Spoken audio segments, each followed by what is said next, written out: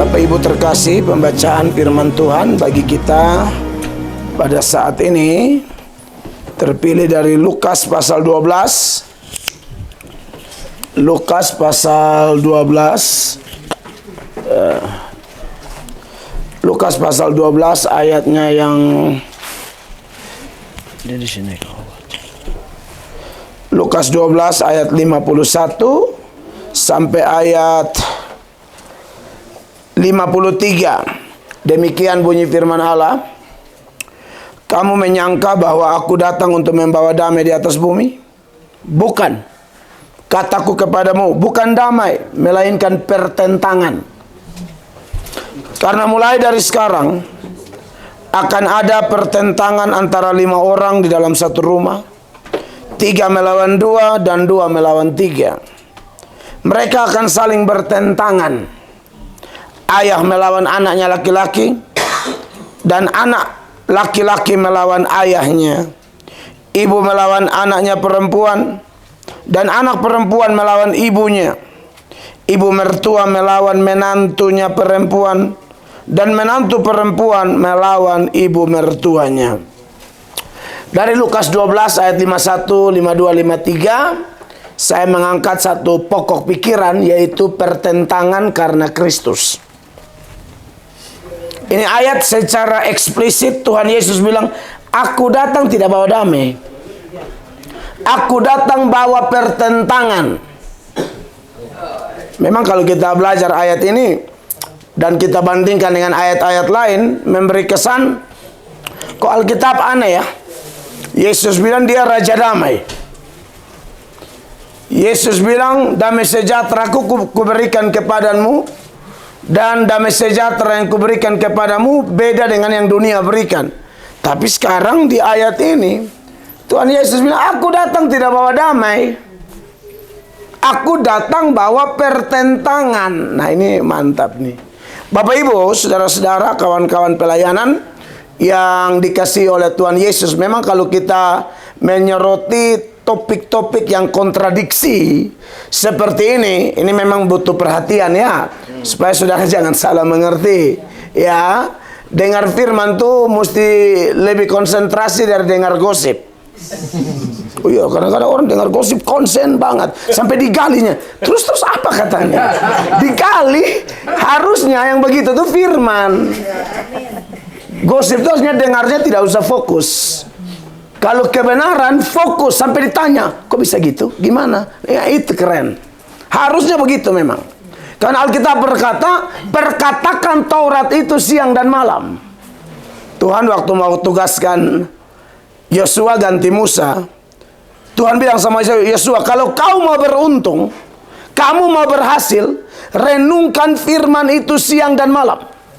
Para teolog bilang begini, 1 hari aja kita break merenungkan firman, 1 hari aja, itu kekhawatiran, kegelisahan, sampah-sampah, itu mereka tuh berebutan mau masuk pikiran kita.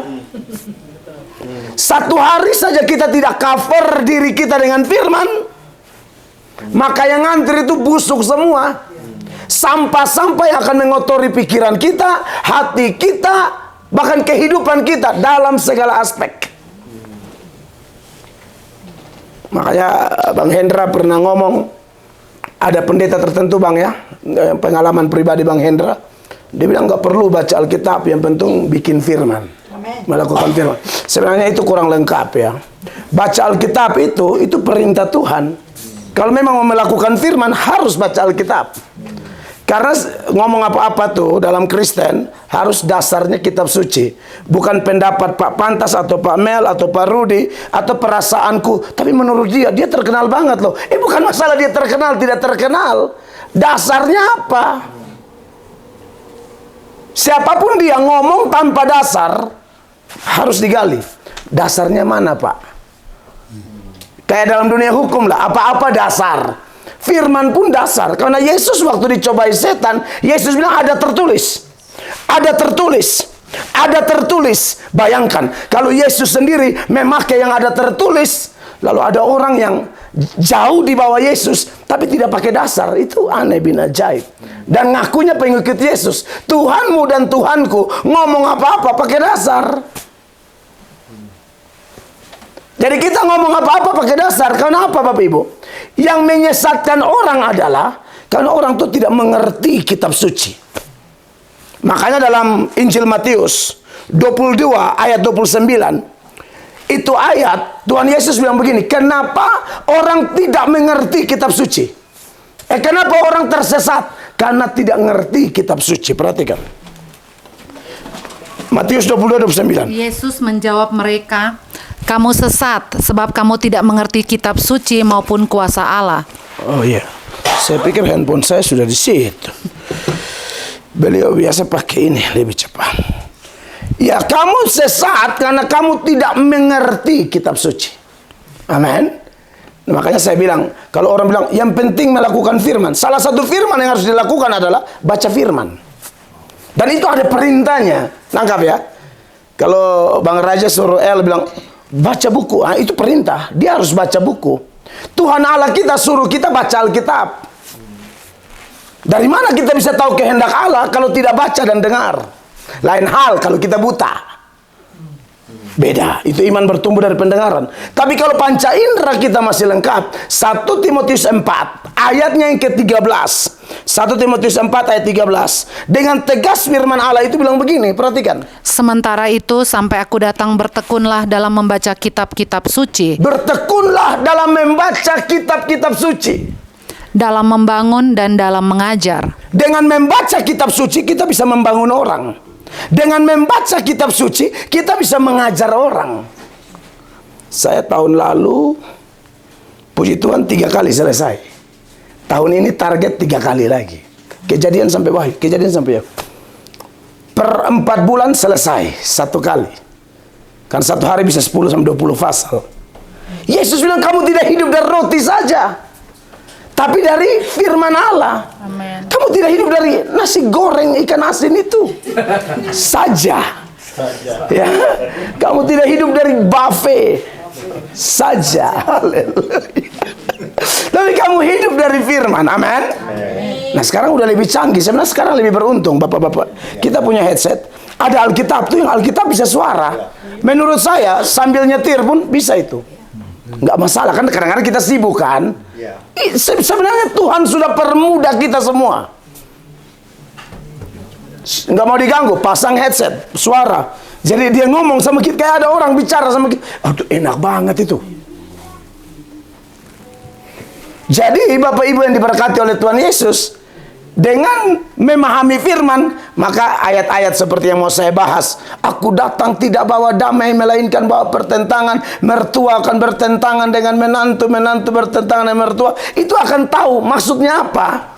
Jangan dibaca sepintas tanpa penjelasan. Pantas aku sama mertua aku nggak nyambung ya. Bukan itu, tunggu dulu.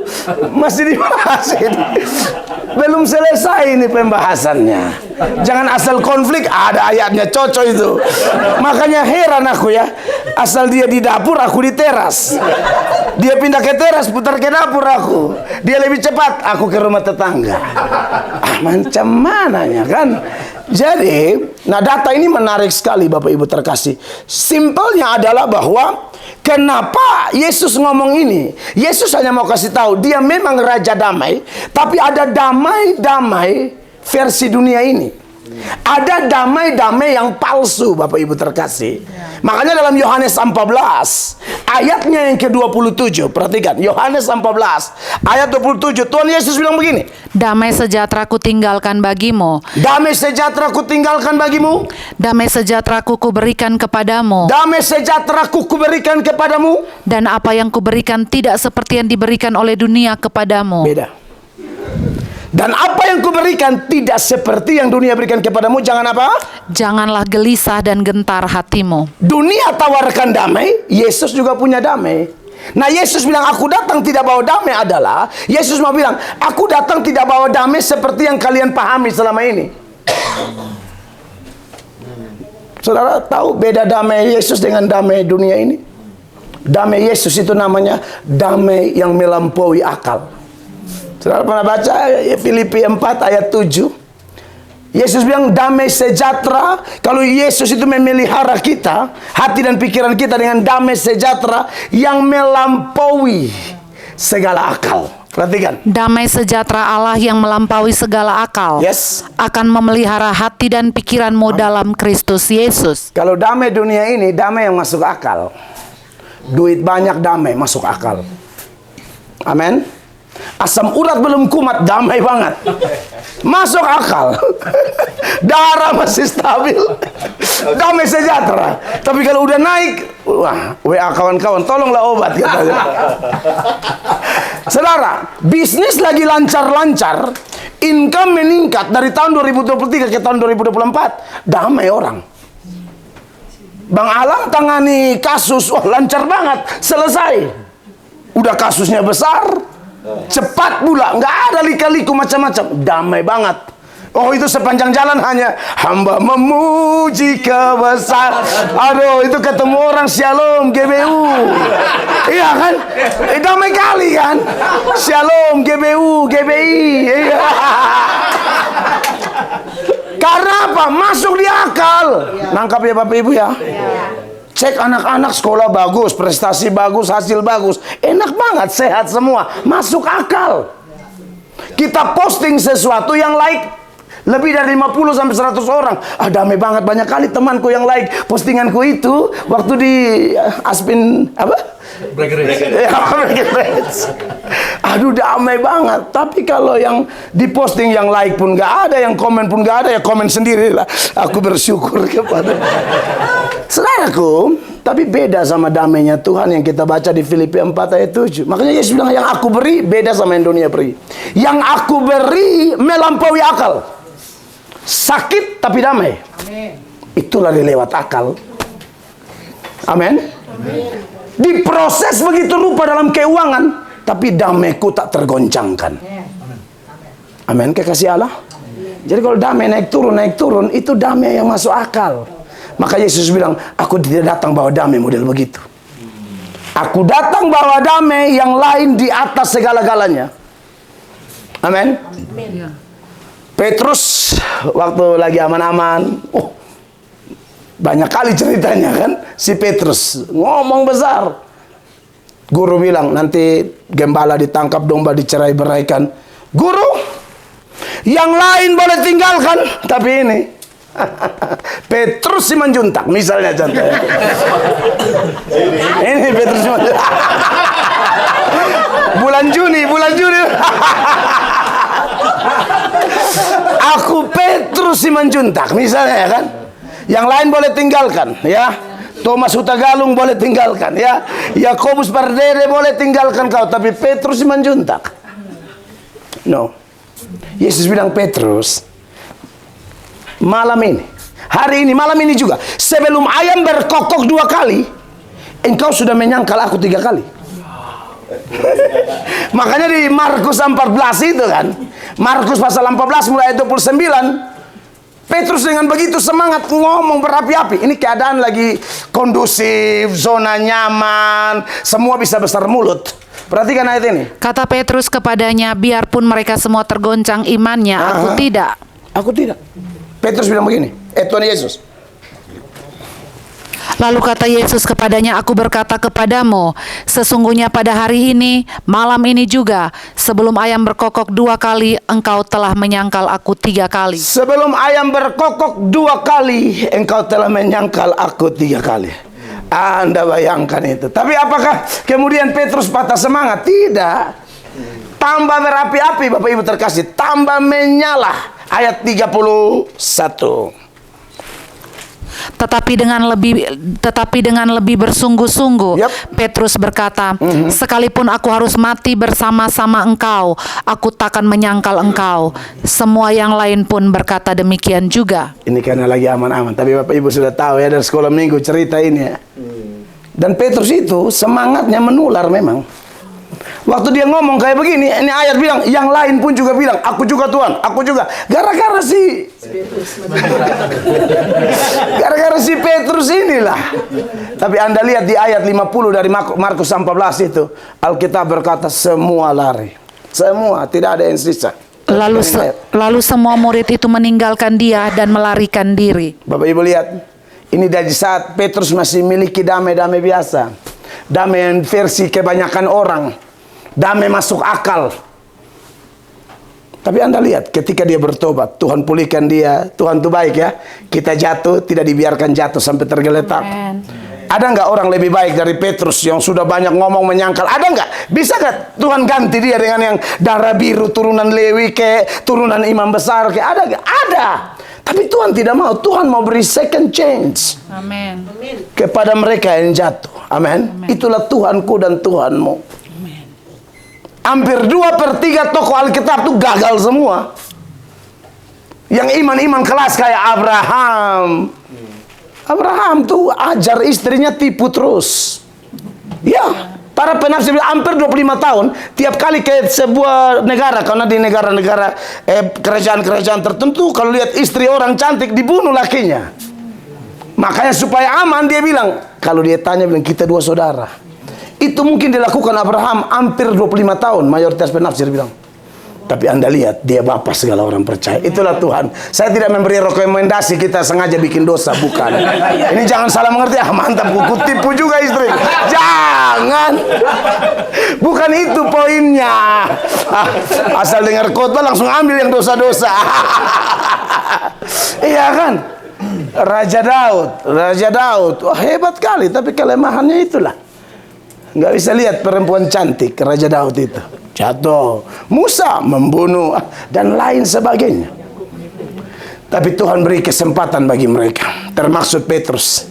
Dan tahukah Bapak Ibu, setelah dia dipulihkan, damai yang masuk akal diganti oleh damai yang melampaui akal. Anda tahu, waktu Yesus sudah mati, bangkit, naik ke sorga, Roh Kudus dicurahkan, mereka berkhotbah, tantangannya tidak mudah. Mujizat memang ada, tapi tantangan juga ada. Dan mereka ditangkap, diadili, dianiaya. Bayangkan, ada satu data, dalam Kisah Para Rasul pasal 5, mulai ayatnya yang ke-40, di situ mereka disiksa, tapi gembira. Ini yang saya bilang melewati akal. Disiksa tapi senang. Dulu belum disiksa, baru ditanyai oleh hamba perempuan. Kau kan? Oh bukan. Anda bayangkan, sekarang disiksa pun sukacitanya minta ampun, damainya minta ampun, gembira luar biasa. Perhatikan ayat ini. Mereka memanggil rasul-rasul itu, lalu menyesa mereka dan melarang mereka mengajar dalam nama Yesus. Sesudah itu mereka dilepaskan. Rasul-rasul itu meninggalkan sidang mahkamah agama dengan gembira. Dengan gembira. Karena mereka telah dianggap layak menderita penghinaan oleh karena nama Yesus. Lalu tidak ada kata mundur, maju terus melayani Tuhan. Perhatikan 42. Dan setiap hari mereka melanjutkan pengajaran mereka di bait Allah dan di rumah-rumah orang dan memberitakan Injil tentang Yesus yang adalah Mesias. Saya dan Bapak Ibu butuh damai ini nih. Amin. Kalau tidak ada damai ini, kita mental semua. Amin. Sekali lagi, saya pikir langsung tanya jawab tapi abang Bapak Gembala bilang bawa renungan lagi. Maka tadi berdoa tuh saya minta petunjuk Tuhan, omong apa nih? Benar, saya nggak siap untuk renungan, saya siapnya tanya, saya jawab. Tapi yang namanya bos sudah bertitah. Oh iya dong, saya kalau di gerejaku akulah kan, tapi di sini diatur aku. Serius, nggak mungkin kan hamba Tuhan disuruh, belum siap aku, jangan. Walaupun pusing berdoa-doa, Tuhan tolong. Serius, dan inilah hasilnya. Serius, saya nggak siap, benar. Pantasnya tadi berdoa. Berdoa itu selain menyembah minta petunjuk Tuhan, kebutuhan kawan-kawanku ini Tuhan. Serius, itu jujur saya ngomong itu. Saya pikir mau langsung tanya jawab karena ada pertanyaan sisa kan. Tahu-tahu bawa renungan. Saudaraku, bahwa mereka bisa gembira, bayangkan.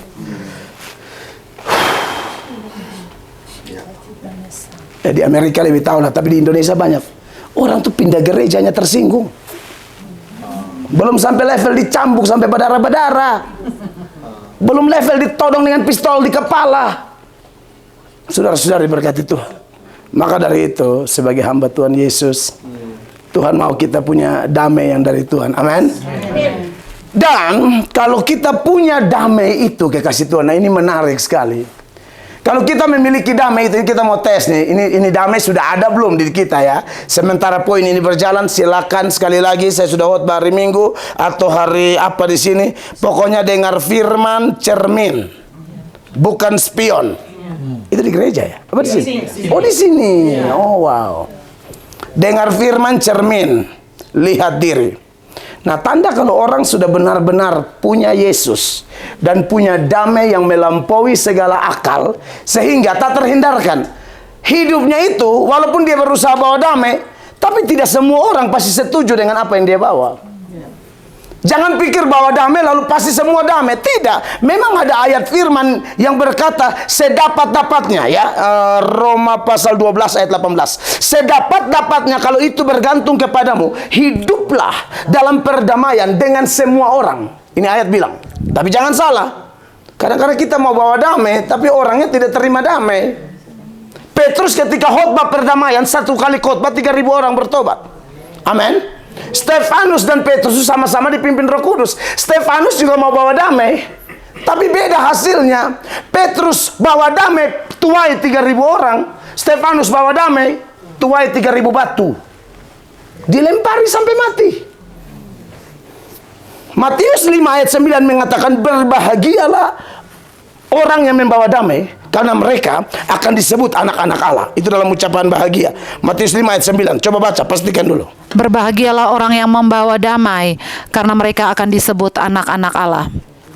Orang bawa damai itu anak Allah. Tapi apakah orang bawa damai ini aman-aman? Ayat ini tidak berhenti sampai di sini. Setelah bawa damai, ayat 10 muncul. Berbahagialah orang yang dianiaya oleh sebab kebenaran. Bawa damai itu kadang-kadang dianiaya loh. Jadi jangan pengertian bahwa damai itu pasti semua sejahtera. Tidak. Karena damai versi Kristus itu beda. Makanya Yesus bilang apa? Aku datang tidak bawa damai, tapi pertentangan. Yesus sang Raja Damai ditolak banyak orang, bahkan disalibkan sampai mati. Yesus sang Raja Damai dikatain apa? Gila, setan. Saudara pernah baca itu? Tuhan Yesus dikatain kerasukan setan, gila. Bahkan ada yang bilang Tuhan Yesus itu penyesat. Anda bayangkan, kalau Mel Atok diomongin begitu, sambil baca Alkitab saya tidak kaget. Kalau saya dan Bapak Pantas dikatain sesat, tak usah marah Pak. Sepanjang memang kita ada di rel yang benar. Sebab Yesus Tuhan kita dikatain gila, kerasukan setan, bahkan sesat. Bapak Ibu bayangkan, dia sudah meninggal hari Jumat kan, di dalam Matius pasal 27 ayatnya yang ke-62. Yesus itu meninggal hari Jumat, Sabtu dikubur. Hari Sabtu, ini penjahat-penjahat rohani ini, rohaniawan setan ini, datang ketemu Pak Gubernur, waktu itu Pilatus. Pak Gubernurnya Pilatus. Kok Anies?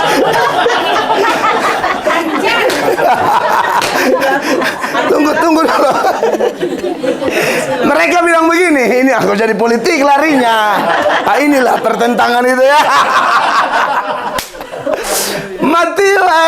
Matius 27 ya, ayat 62, perhatikan. Keesokan harinya, yaitu sesudah hari persiapan, datanglah imam-imam kepala dan orang-orang Farisi bersama-sama menghadap Pilatus. Betul, mereka bilang apa? Dan mereka berkata, Tuan, kami ingat bahwa si penyesat itu, yang dimaksud Yesus ini, sewaktu hidupnya berkata, sesudah 3 hari aku akan bangkit. Sampai di situ. Siapa yang pernah mengklaim aku mati 3 hari bangkit? Cuma Yesus. Yesus lagi mati. Mas bayangkan aja. Tidak cukup mereka bilang dia gila. Tidak cukup mereka bilang dia kerasukan setan. Si penyesat itu, padahal ini Raja Damai loh. Makanya dia bilang, aku datang tidak bawa damai. Karena damai versiku hanya diterima oleh orang-orang yang dia pilih. Yang dia tidak pilih tidak akan paham damai versi Kristus. Tapi itulah, Yesus dikatain gila, dikatain sesat. Biasanya memang di kalangan orang gila, orang waras yang dianggap gila. Serius, saudara. Saudara, orang waras sendiri pergi ke rumah sakit jiwa, ada 30 orang sakit jiwa di situ. Pas saudara masuk, dia bilang, gila datang. Nah, ini siapa yang gila? Memang di kalangan orang gila, orang waras itu yang dianggap gila. Jadi tidak aneh memang Yesus sang kebenaran, sang Jehovah Shalom, sang Raja Damai, bisa dikata-katain dengan kata-kata yang mengerikan sekali. Makanya saya tidak terlalu gampang tersinggung sebagai pendeta. Banyak khotbah saya itu komentar kan banyak. Ada khotbah saya itu yang ditonton, satu video ditonton 9,1 juta orang di YouTube. Ada yang di Facebook sampai belasan juta. Itu ada 50 ribuan komentar, 25 ribunya maki semua. Tapi saya masih bisa main salju, masih bisa makan dimsum. Oh wow. Ini kalau bukan punya damai yang melampaui segala akal, kan kita biasa tuh kepikiran, oh, tidak bisa tidur, ya. Segala obat tidur kita minum sampai overdosis. Dengar Bapak Ibu terkasih, Yesus mau kasih kita damai yang benar. Amin. Kasih Tuhan. Makanya dia bilang damai itu tidak sama kayak dunia. Jadi malam ini kalau masih ada damai-damai duniawi, Tuhan mau bongkar supaya kita pulang bawa damai Kristus. Amin. Kasih Allah. Damai yang benar itu hanya dari Tuhan Yesus Kristus. Nah, saudara-saudara yang diberkati oleh Tuhan Yesus Kristus, tentu saya tidak bisa menjudge siapa sudah terima, siapa belum. Saya tidak ada urusan. Urusan saya memberitakan. Toh, kalau ada orang yang bisa bertobat kan bukan jagonya pengkhotbah, bukan. Iya. Pasti bukan. Paulus bilang apa? Aku menanam, Apolos menyiram, pertumbuhan Allah. Amen. Pak pantas menanam, Melatok menyiram, pertumbuhan Allah Bapa di sorga. Amen. Maka tidak ada hamba Tuhan boleh bermegah bahwa ada orang bertobat. Itu karena khotbahku itu kan, kuputar ayat itu kan. Makanya menangis dia.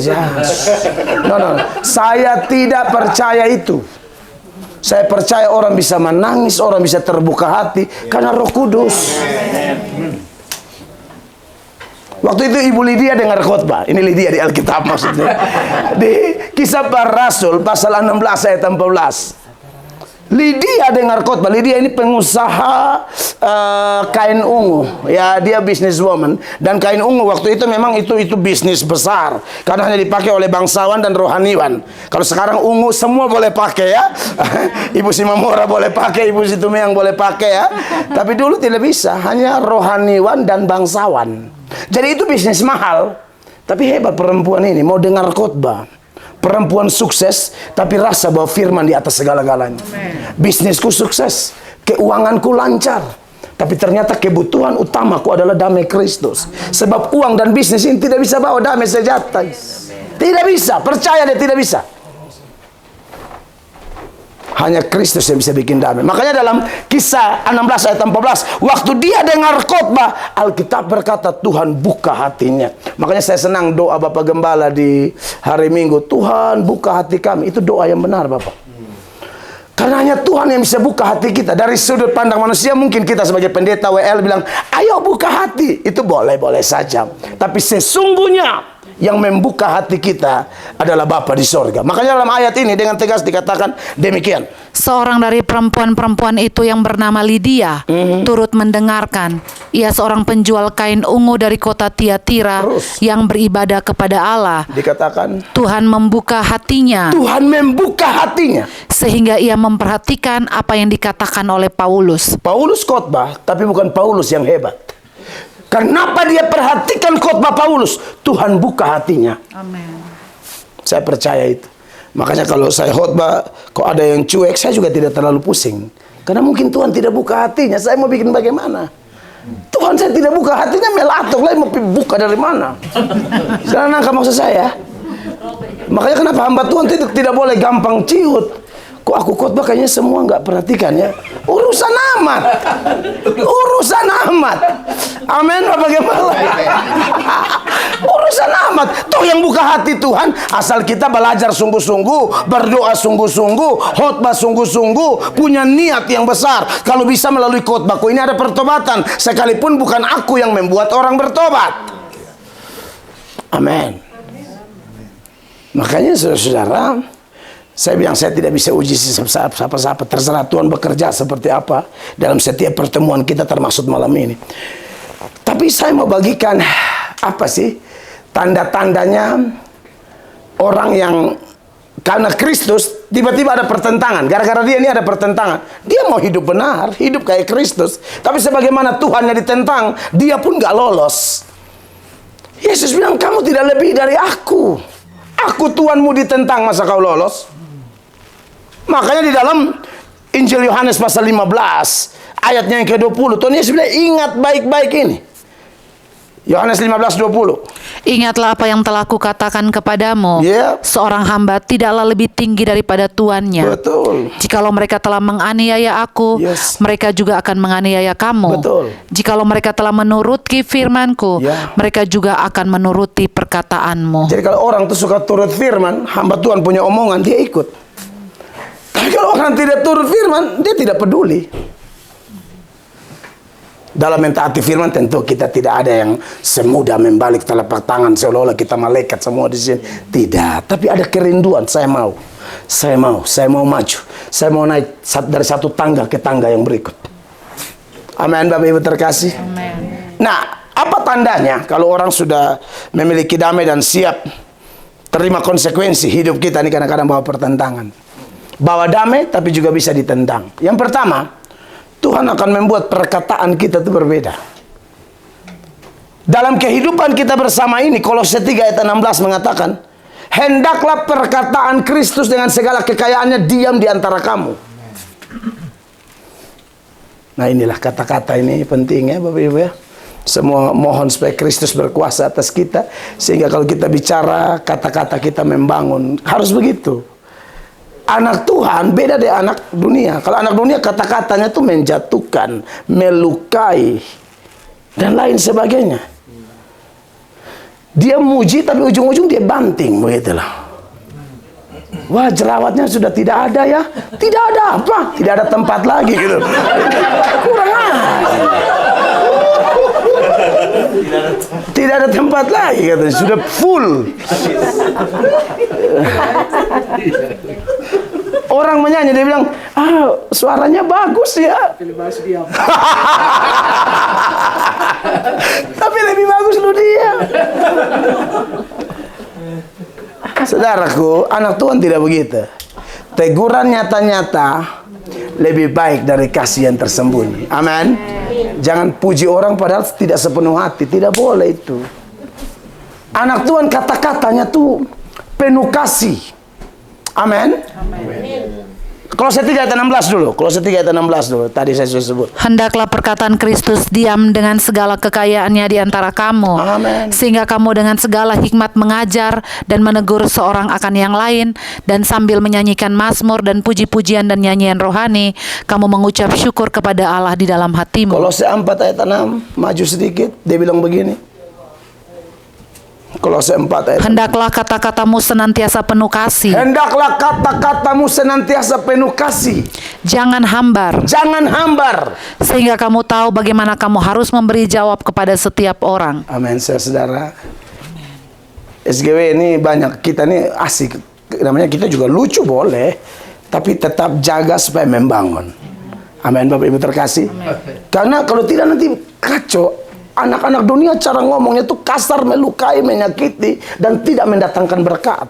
Sedangkan Alkitab bilang bicara sedemikian rupa sehingga orang yang mendengar, Efesus 4:29, sehingga orang yang mendengar itu memperoleh kasih karunia. Perhatikan ini Bapak Ibu. Efesus 4:29. Janganlah ada perkataan kotor keluar dari mulutmu. Jangan. Tetapi pakailah perkataan yang baik untuk membangun di mana perlu. Amin. Supaya mereka yang mendengarnya beroleh kasih karunia. Amin. Jadi ini kita belajar masing-masing ya. Ada yang dikurangi sampai dibuang sama sekali. Iya kan dulu apalagi kita orang Timur, orang NTT, orang Batak kan omong apa-apa kan kesambarnya maki gitu tuh. Kalau ikut firman tidak boleh. Kalau tidak kita tidak bawa damai. Kita tidak bawa berkat. Amin Bapak Ibu. Alkitab bilang jangan serupa dengan dunia. Dimulai dari mana? Perkataan kita. Bicara sedemikian rupa sehingga orang beroleh kasih karunia. Walaupun kita dari suku-suku yang keras, tapi dalam Kristus, saya sudah khotbah di gereja, hendaklah dalam hidup menaruh pikiran dan perasaan Kristus, juga perkataan Kristus. Yang kedua, pikiran kita. Pikiran Kristus dengan pikiran dunia itu beda, ya. Kalau pikiran Tuhan itu yang enak-enak lah. Kalau pikiran dunia itu kan tidak enak. Salah sangka, salah mengerti, orang tidak senyum, tidak selamanya dia salah. Kita harus judes banget, padahal dia asam lambung. Sudah nangkap ya? Orang asam lambung mukanya Tolonglah, jangan asal orang tidak senyum langsung bilang. Iya kan, bisa aja kan, salah makan apa kopi Vietnam apa gimana kan? Iya tuh, makan terlalu banyak itu minyak, sambal minyak itu kan bisa saja jadi kurang smile kan gitu. Nah, saudara yang diberkati oleh Tuhan Yesus, kita sebagai anak Tuhan dalam Filipi 4 tadi ayat 7 bilang, hati dan pikiran kita itu dikuasai oleh damai itu, sehingga yang kita berpikir itu positif, jangan negative thinking. Perhatikan ayat ini Bapak Ibu terkasih. Damai sejahtera Allah yang melampaui segala akal akan memelihara hati dan pikiranmu dalam Kristus Yesus. 8. Jadi akhirnya saudara-saudara, semua yang benar, pikir yang benar-benar aja deh. Semua yang mulia, jangan yang aneh-aneh. Semua yang adil, semua yang suci, semua yang manis, semua yang sedap didengar, yang tidak sedap didengar, thanking dalam nama Yesus. Semua yang disebut kebajikan dan patut dipuji, pikirkanlah semuanya itu. Pikirkan semuanya itu. Makanya kenapa mesti baca Alkitab? Supaya kita renungkan firman, jangan renungkan kita punya orang punya omongan tidak damai. Amin Bapak Ibu. Amin. Harus begitu. Makanya saudara-saudara, pikiran Kristus itu beda. Kalau pikiran dunia tentu beda. Waktu orang bertobat, dia dibaharui dari pikiran. Makanya ada kata Yunani metanoia. Metanoia itu perputaran pikiran 180 derajat. Kalau dulu dia ke sana, dia berputar 180. Pak. Nah, itu namanya bertobat. Ada yang putarnya sampai 360. Ah, ini makanya nggak bertobat, kumat lagi. Putarnya kencang kali. Sap. Cukup 180. Jangan kalau langsung ini kan antrian panjang menuju neraka, putar. Jadi antrian panjang menuju surga. Ini dia putar kembali lagi ke neraka. Haleluya. Hancurkan kuasa kegelapan. 3, yang ketiga, tadi perkataan, pikiran. Itu yang sering bikin kita beda dengan dunia. Yang ketiga adalah tujuan hidup. Dunia punya tujuan tidak lain, cari makan apa, minum apa, pakai apa, selesai. Makanya Yesus bilang, kamu jangan khawatir makan apa, minum apa, pakai apa. Orang-orang yang tidak mengenal Allah mencari itu. Orang tidak kenal Allah, Tuhan digeser. Cari makan, minum, pangkat, kedudukan. Omong apa-apa, lahiriah, materi. Padahal materi kita ini mau sekaya apapun, mentoknya lubang kubur. Nggak ada kita meninggal bisa bawa sedan. Dulu-dulu ada tuh di kampung-kampung, orang meninggal ditaruh motor, ditaruh kopi, air panas, gelas, dibisikin ke jenazahnya, aus ngaduk sendiri katanya.